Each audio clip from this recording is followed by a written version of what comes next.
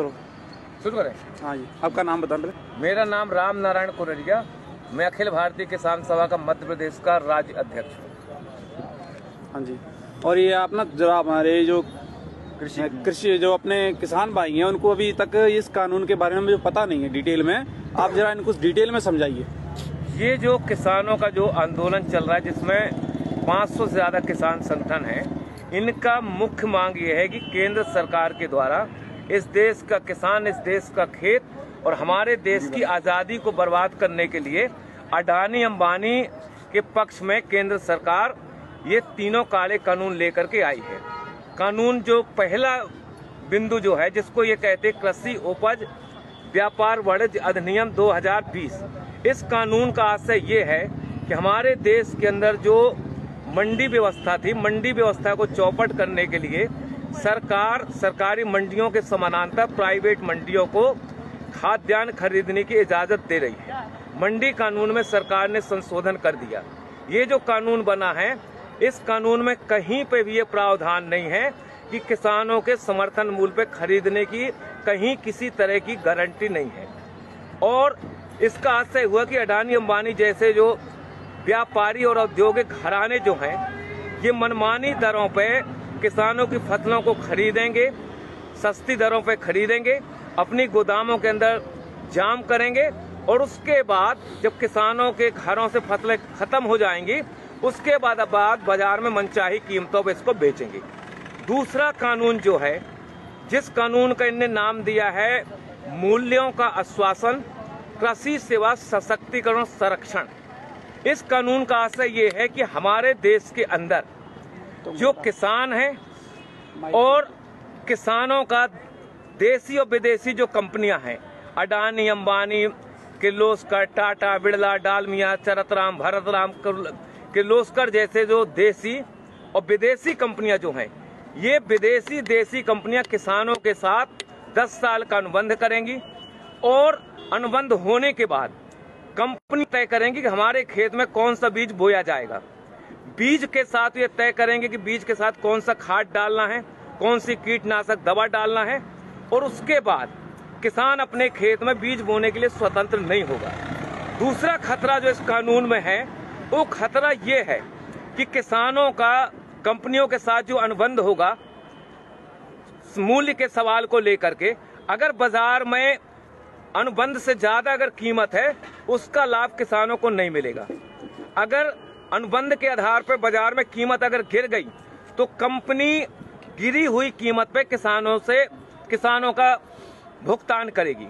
अगर मान लो किसान अपने खेतों में जो फसल पैदा किया, कभी प्राकृतिक आपदा आ गई, ओला पड़ गया, पाला पड़ गया, कभी अतिवर्षा हो गई, अगर फसल में कोई आंशिक क्षति गुणवत्ता के सवाल पे कंपनी हमारे माल को रिजेक्ट कर सकती है, खरीदने के लिए कंपनी बाध्य नहीं होगी। इसमें सबसे खतरनाक पहलू जो है, पहलू ये है कि अगर हमारा कंपनी हमारा अनाज नहीं खरीद रही है, रिजेक्ट कर रही है, अगर किसान दोबारा उस अनाज को दूसरों को अगर बेचना चाहे तो इस कानून में प्रावधान है कि आप इस समझौते का उल्लंघन करके दूसरे को आप नहीं बेच सकते हैं। इस कानून में सबसे खतरनाक पहलू जो है कि ये न्यायालयीन प्रक्रिया से बाहर कर दिया गया है। एसडीएम कलेक्टर जो है इसका निराकरण करेगा, केंद्र सरकार का प्रतिनिधि निराकरण करेगा। कंपनी और किसानों के बीच में अगर कहीं पे कोई विवाद होता है तो इसमें हाई कोर्ट, सुप्रीम कोर्ट जाने के किसानों को अधिकार नहीं दिए गए हैं। और हम और आप ये जानते हैं कि एसडीएम और कलेक्टर जो है ये राज्य और केंद्र सरकार के प्रतिनिधि होंगे। कंपनी के बड़े बड़े वकील पैरवी करेंगे और किसान के पास इतनी ताकत नहीं, इतना पैसा नहीं है कि उन वकीलों का मुकाबला कर सके और आखिरी में किसान के खिलाफ ही फैसला होगा। इसलिए ये कानून ठेका खेती वाला जो कानून है, खतरनाक कानून है। इस कानून से हमारे देश की खाद्यान्न सुरक्षा खतरे में पड़ेगी। हमारे कंपनियों को अगर ये लगता है कि दुनिया के देशों में कौन सी चीज की जरूरत है, अगर उनको लगता है कि रतन जोत पैदा करना है, उनको लगता है मशरूम की खेती करना है, तो आज हमारे देश का किसान अपने खेतों में जो धान पैदा कर रहा है, गेहूं पैदा कर रहा है, कंपनी उनको मजबूर करेंगी रतन जोत और मशरूम की खेती करने के लिए, क्योंकि बीज वो देंगी। हम लोगों ने देखा हिंदुस्तान के जब ईस्ट इंडिया कंपनी का कब्जा था। ये जो बंगाल था, जब हिंदुस्तान और पाकिस्तान नहीं बना था, बांग्लादेश नहीं बना था, उस समय ईस्ट इंडिया कंपनी ने वहां के किसानों को बाध्य किया था नील खेती करने के लिए। और जब नील खेती किसानों ने की, जमीनें उनकी बंजर हुई, उर्वरक शक्ति खत्म हुई और हमारे देश में आजादी के पहले 1 करोड़ से ज्यादा हिंदुस्तान का नागरिक मारा गया था भूख की वजह से। तीसरा कानून जो है, तीसरा कानून का नाम यह है कि अति आवश्यक वस्तु अधिनियम 2020 संशोधन कर दिया। इसका अभी तक हमारे देश का जो कानून था, उस कानून में प्रावधान ये था कि हमारे देश का व्यापारी, हमारे देश का औद्योगिक घराना एक सीमा से ज्यादा अपनी दुकानों के अंदर किसी भी वस्तु को अधिक समय तक जाम नहीं कर सकता था। इसमें कानून बना हुआ था। अब सरकार ने फैसला किया है, हिंदुस्तान के खेत में जो हम पैदा करते हैं, गेहूं, चना, अलसी, मसूर, बटरी, दलहन, तिलहन, शक्कर और सब्जी और फल, इनको आवश्यक वस्तु अधिनियम की परिधि से बाहर कर दिया गया है।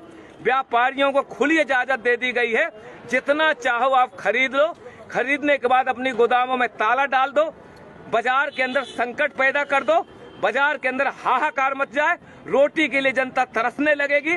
उसके बाद ये मनचाही कीमतों पे गोदाम के माल को बाहर निकालेंगे और मनचाही कीमतों पे हमारे देश के अंदर जमाखोरी, मुनाफाखोरी बढ़ेगी। इसलिए ये कानून हिंदुस्तान के किसानों के भर पक्ष में नहीं है, ये कानून इस देश की जनता के पक्ष में भी नहीं है।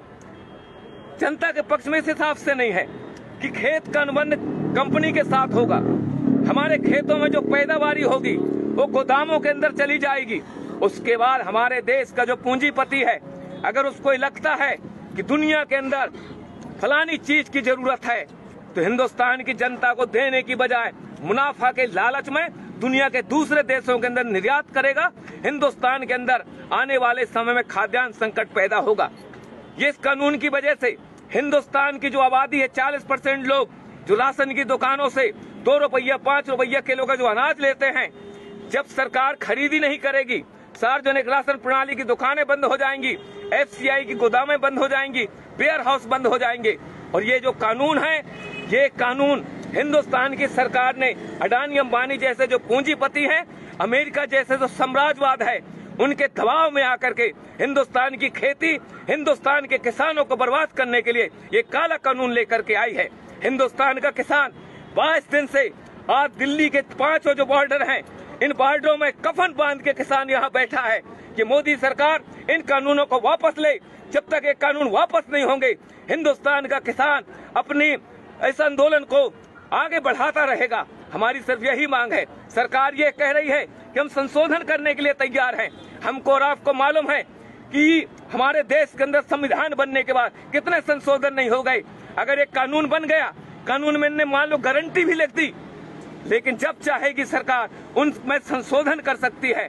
इसलिए सिर्फ एक ही रास्ता है, हिंदुस्तान के किसानों को मौत से अगर बचाना है, देश की आजादी को अगर बचाना है, तो ये जो काले कानून है, ये काले कानून वापस होना चाहिए। इस सवाल को लेकर के हम लड़ रहे हैं और आखिरी हम किसान संगठनों की तरफ से विश्वास दिलाना चाहते हैं, वो बहादुर 30 किसान जिन्होंने अपनी शहादत दी है, वो भी किसी के बाप है, वो भी किसी के पति हैं, किसी के भाई हैं, किसी के सुहाग हैं। ये मोदी सरकार, ये नरेंद्र मोदी की सरकार 30 किसानों की शहादत के नाम पे एक शब्द बोलने के लिए तैयार नहीं है। ऐसी सरकार को हिंदुस्तान की सत्ता में रहने का कोई हक नहीं है। हम किसान भाइयों से गुजारिश करना चाहते हैं, ईंट का जवाब पत्थर से दो, किसान को बचाओ, देश को बचाओ, यही हमारे आंदोलन का मकसद है। जय जवान जय किसान। भाइयों, जिस प्रकार किसी भी किसान भाई को ये चीज का जो मालूम नहीं है कि 3 कानून क्या हैं, वो समझ लें और इस वीडियो को शेयर करें, ज्यादा से ज्यादा किसानों को समझ में आए। जय जवान जय किसान। कितने मिनट का है? लाइव तो भाई लाइव क्योंकि 10-12 का था।